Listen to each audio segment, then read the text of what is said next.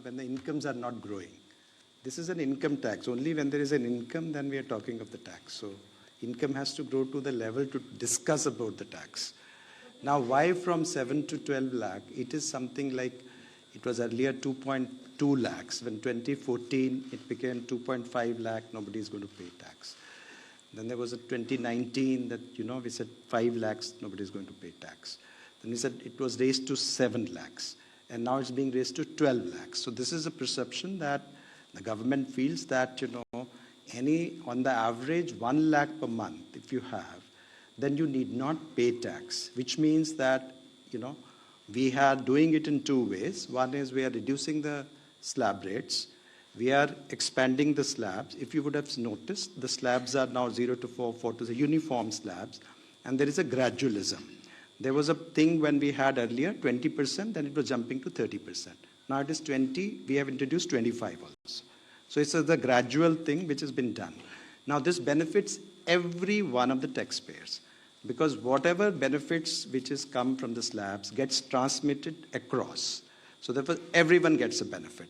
Now the second part, FM decided that, some people should get a little more benefit than merely slab rate reduction would have given.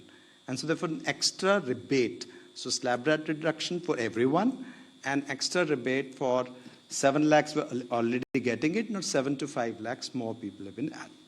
So this is the philosophy behind it. And as you said, why you do it, I think we expect that all that money which they gave, it comes back to the economy in either consumption, savings, or investments, in whatever way they choose to do. I just want to add to that.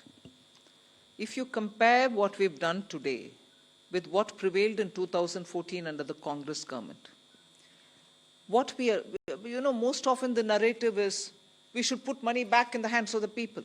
I want to please give this comparison for your consideration. If you compare it with the 2014 tax rates under the Congress, for somebody who's earning 8 lakhs, nearly 1 lakh more money is in their pockets today because of the amendments that we've brought in. Meaning, 1 lakh income tax in 2014 is 0 income tax now. So that money is going back to the people in their hands for those who are earning 8 lakhs. For those earning 12 lakhs, 2 lakh was the income tax in 2014 versus today 0 which is proposed. Meaning nearly 2 lakh more money in the pockets of people who are earning 12 lakh.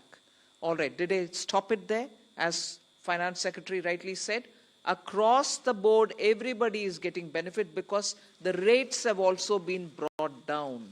Not just the rebates being given to up to 12 lakhs. Rates for everybody is being brought down. As a result, take somebody who earns 24 lakhs in a year.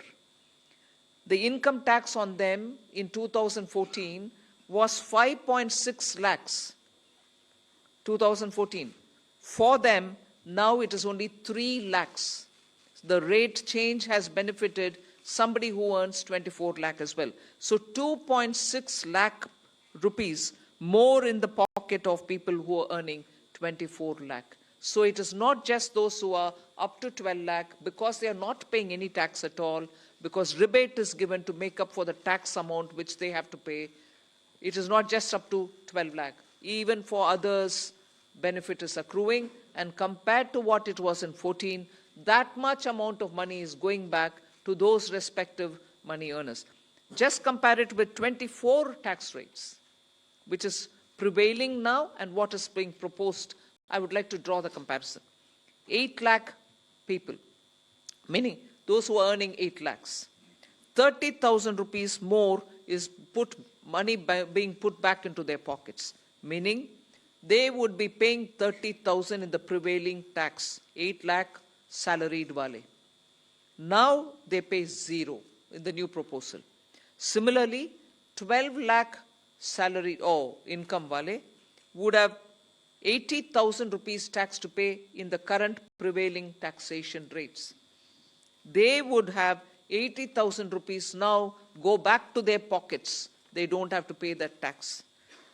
Go to the 24 lakh and compare with the present rates.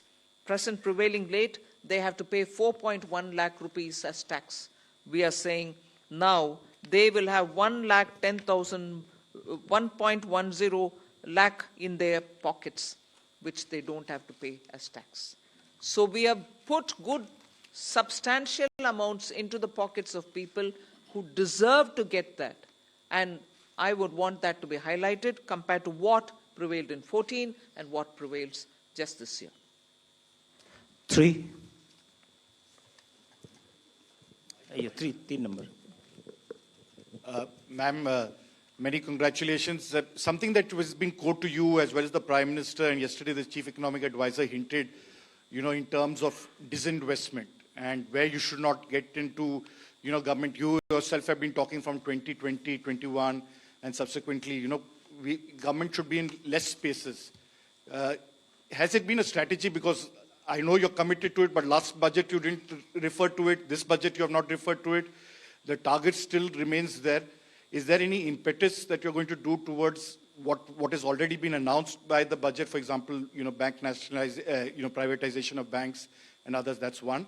And the second because that was unanswered, you're making it simpler, the income tax, and bringing a thing. Does this mean that you can now not necessarily all the time you can do it through a schedule or an executive order if you want to give some relief to a common man in the new income tax bill that you bring in? No, giving relief any time will have to go to the parliament, because if we are giving fiscal, relief to people, it has to have approval from the parliament. So but what the tax simplification really means is the complication in the language, the circuitous way in which they were explaining things, and adding too many exemptions. You will realize that when we brought in the new tax regime, we didn't want the old tax regime imitated or copied. In that, there are several exemptions given in the old regime. In the new, we didn't want to give any because we wanted a simple, straightforward tax regime in which the rates can be brought down. That's what we've done even now. So the act itself had to be simplified. The attempt now is that. Okay. And on the disinvestment and... No, all that will continue. There won't be a relenting on any of this. On disinvestment, ma'am, if I can add, you see, the last time, July, also the similar questions were asked. We have actually since then, a value creation strategy, which was actually well explained at that time also. There is no disinvestment target per se. Disinvestment and dividend are both looked at together because both are money and money is fungible. And it has got 5 elements. The first element is that we are saying CPSC's performance. The second is we say that we should have communication of performance. The third we say that the capex of the CPSC, which is important, as you know, in terms of accelerating growth. The fourth is the consistent dividend policy. And the fifth is there is a calibrated disinvestment strategy. And the disinvestment also is there. The listing is a part of disinvestment itself. So if you really look at it, both dividend and disinvestment is about 80 to 90,000 crore per annum are being raised, but in a manner which are beneficial to the minority shareholders who are there in all our listed companies.